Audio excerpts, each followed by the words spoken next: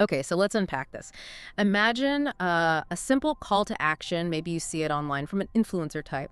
Good day, pioneers around the world. Right. And then they ask you, drop your profile username, follow each other. It sounds pretty casual, doesn't it? Yeah, standard stuff you see everywhere. Exactly. But what if that small thing, that gesture, is actually like a really critical piece of building the future of the internet?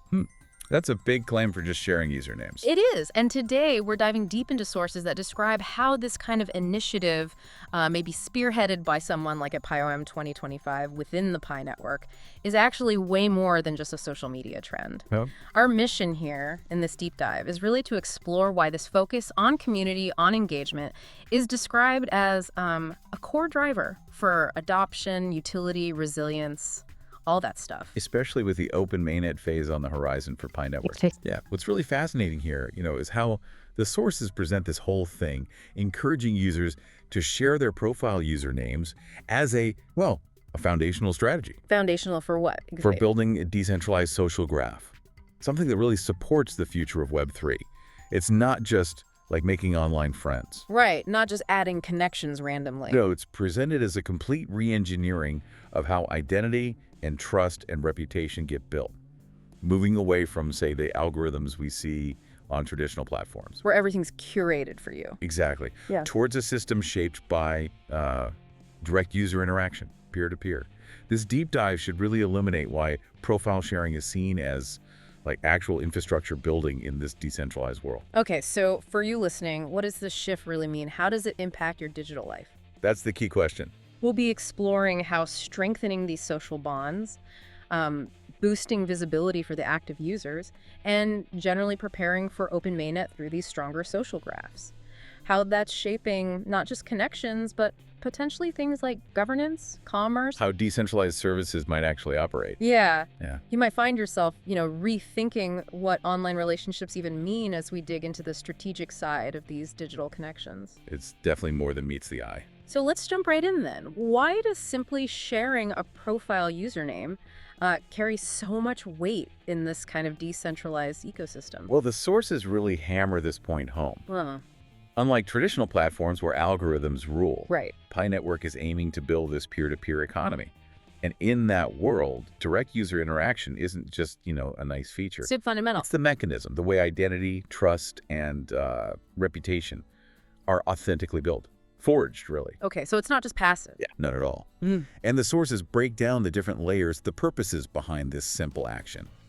First, it is about solidifying social bonds. Making connections stronger. Right. Pioneers can actively find each other, support each other, build up these micro communities. Think of it less like just clicking add friend. And more like deliberately building your network. Exactly. Constructing your trusted circle, but on a global, decentralized scale. And that deliberate construction, that's key, isn't it, for boosting visibility for the active users? Absolutely. If you're engaged, if you're participating, you don't just feel good about it. It means something. You gain recognition that could actually translate into real opportunities, maybe collaborations, maybe getting involved in app testing, maybe direct engagement with merchants popping up on the network. So it's like building social capital, but in a verifiable digital way. That's a great way to put it. Verifiable social capital that fuels the whole ecosystem. And this leads right into preparing for the open mainnet. Ah, okay. How so? Well, as Pi moves to a fully open blockchain, having a strong, robust social graph becomes essential, really essential. Not just for chatting.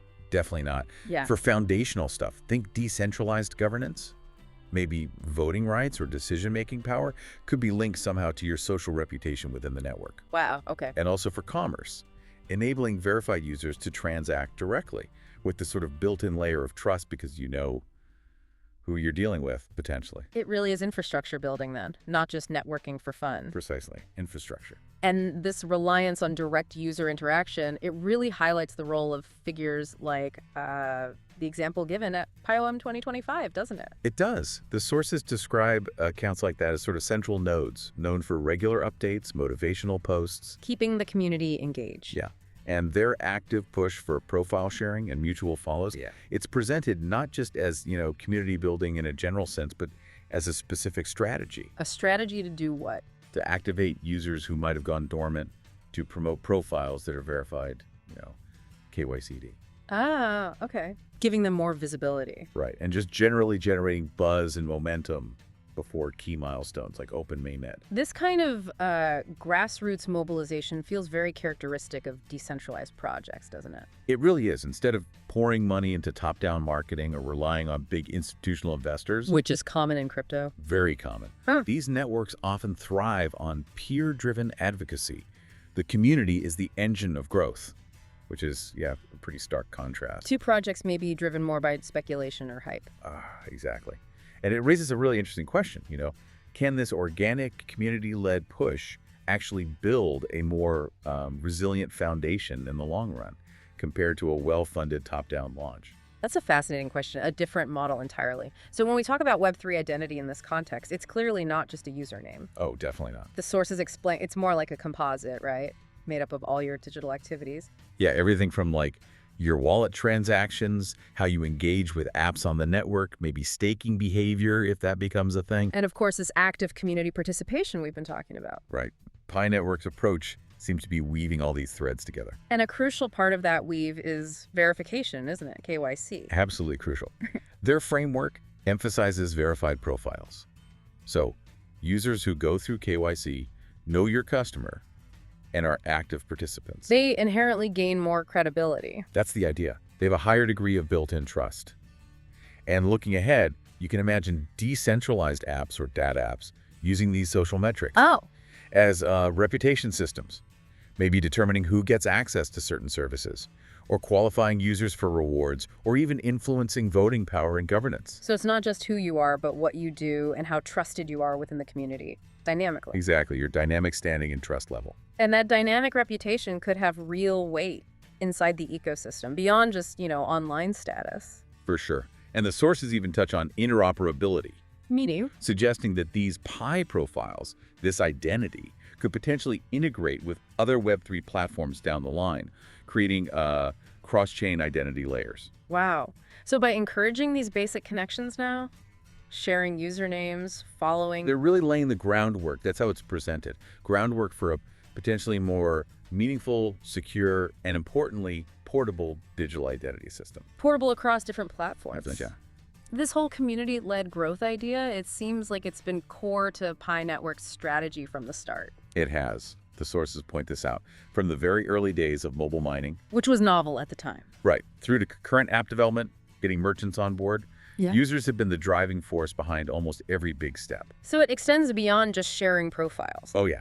It includes decentralized promotion users just organically talking about Pi, promoting it, and peer validation, where trust comes from direct interaction, not some central rating agency or external stamp of approval. It's just a fundamentally different model for growing a network, isn't it? Arguably more robust, maybe, because it relies on real engagement. And it relies on what the sources call collaborative utility. Explain that a bit. Well, the idea that apps and services within the Pi ecosystem will only really take off, only thrive, if users genuinely know and crucially trust each other. Ah, okay. So those connections aren't just social niceties. No, they're vital, especially as they gear up for open mainnet.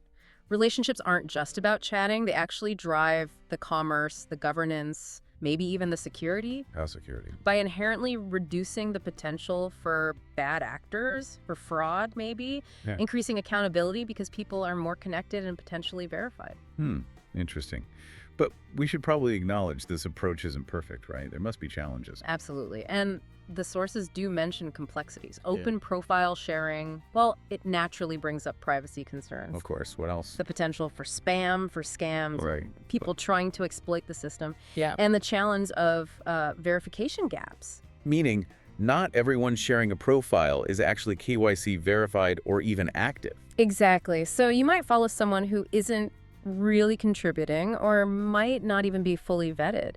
The sources suggest that to handle these risks effectively, the network needs good tools. Tools for what? For filtering spam, reporting abuse, and continuously validating these shared profiles somehow, keeping it clean. Right, that makes sense. You need mechanisms to maintain trust. And looking ahead, it sounds like Pi Network has plans to evolve these social features even further. Oh, like what? Imagine things like profile badges, not just showing you're verified, but maybe indicating specific app usage or areas of expertise. Okay, richer profiles. Yeah. maybe connection metrics, giving deeper insights into who's engaging with whom, and even integrated messaging. On-chain messaging? Secure, potentially on-chain communication, specifically between verified users, all designed to build an even more dynamic and trustworthy social layer. Interesting developments possibly coming. So as we kind of wrap up this deep dive, it seems really clear that this simple call, drop your profile username, it's presented as much more than just a social media thing. Definitely not just a trend. It's described as a strategic move towards decentralized empowerment, really, laying the groundwork for a more meaningful, more secure digital identity. Integrating KYC verification. Right, integrating verified profiles, potentially future reputation systems that could affect access or rewards. And even that interoperability idea, connecting with other Web3 platforms potentially, building cross-chain identity within the Pi ecosystem. It's ambitious stuff.